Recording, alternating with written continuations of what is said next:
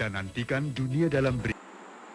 Menurut informasi yang telah didapatkan, seorang pemuda Aceh yang kalah nepegat senjata laras panjang otomatis di Aceh Jaya kan nepelih oleh pihak kepolisian.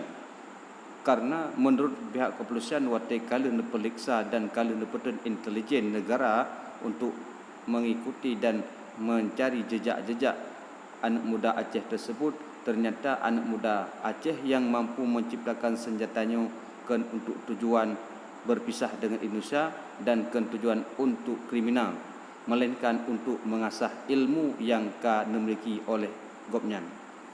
Kita ucapkan terima kasih segera kepada pihak kepolisian Aceh yang telah membebaskan pemuda Aceh tersebut. Wassalamualaikum warahmatullahi wabarakatuh.